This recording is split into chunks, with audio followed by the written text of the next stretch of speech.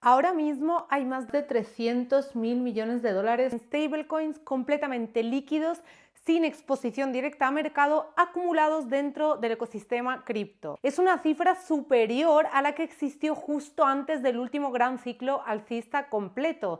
Y este dato no sale de una estimación ni de una proyección, sale directamente del suministro agregado de USDT, USDC, DAI y el resto de stablecoins principales, datos públicos on-chain y auditables en tiempo real, o sea, lo podéis comprobar. Estamos hablando de dólares tokenizados, de capital que ya está disponible para compra inmediata, sin fricciones bancarias, sin tiempo de liquidación, sin intermediarios adicionales.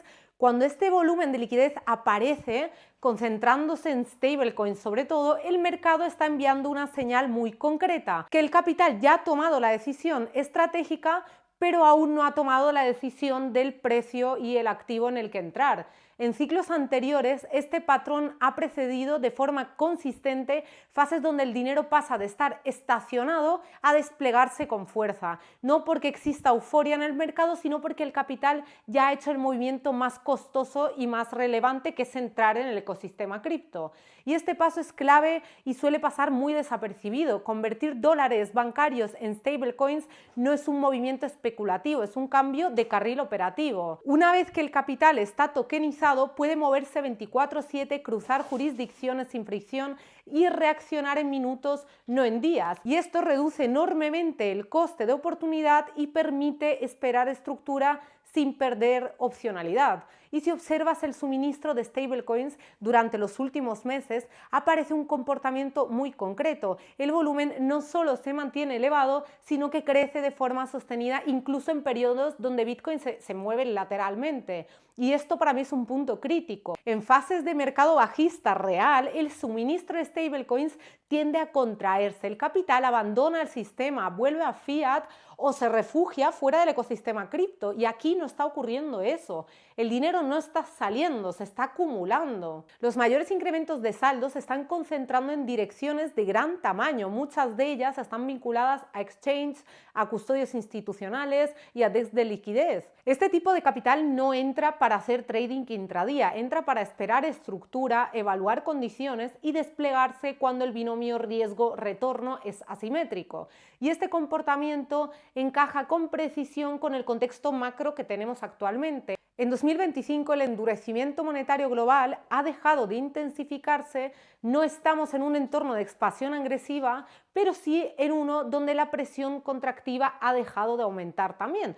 Entonces, este tipo de entorno es especialmente relevante para activos con convexidad. Cuando el capital percibe que el escenario base deja de deteriorarse, no busca rentabilidad lineal, sino que busca opciones con payoff asimétrico. Entonces, dentro del sistema financiero global hay muy pocos activos que ofrezcan esa convexidad sin riesgo de dilución estructural. Bitcoin es uno de ellos. Por eso, históricamente, cuando la liquidez está preparada pero aún no se ha desplegado, Bitcoin suele ser el primer receptor, no por la narrativa que tengan ni porque sea una moda, sino por estructura de mercado. Al final, Bitcoin es el activo más líquido del ecosistema cripto, el que presenta menor fricción de entrada para grandes volúmenes y el más sensible al cambio marginal de condiciones monetarias globales. Las stablecoins no anticipan movimientos de precio, pero sí anticipan capacidad de compra, y esto es muy importante. Cuando ese capital empieza a activarse, Bitcoin suele absorber la primera ola porque permite ejecutar tamaño sin deslizamiento excesivo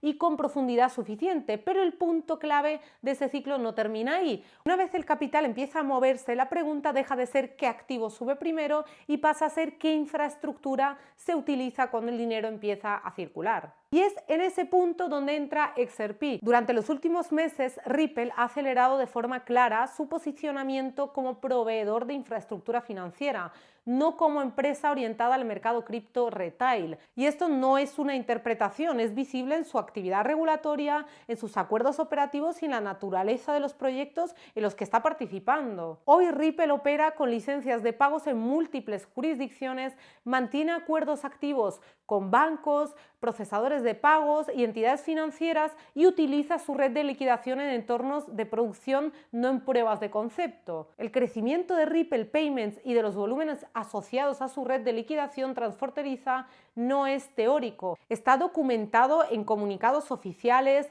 informes operativos y declaraciones públicas de partners financieros. Lo tenemos ahí. A diferencia de ciclos anteriores, esta vez XRP no está esperando adopción futura, está integrado ya en los flujos reales. Y este punto es clave porque cambia completamente el contexto. Cuando las stablecoins se acumulan, el sistema está preparando liquidez. Cuando esa liquidez se empieza a mover, el sistema necesita rails. Bitcoin cumple la función de reserva líquida y activo de cheque inicial, y XRP cumple con la función de infraestructura de movimiento, especialmente en contextos donde la eficiencia operativa importa mucho. No compiten, operan en capas distintas del ciclo. En fases tempranas el capital entra vía Bitcoin, en fases operativas, cuando el dinero empieza a rotar entre los balances, jurisdicciones y entidades, entran los sistemas de pago y settlement, como obviamente es XRP. Y ahí es donde históricamente se han producido los movimientos relevantes en XRP.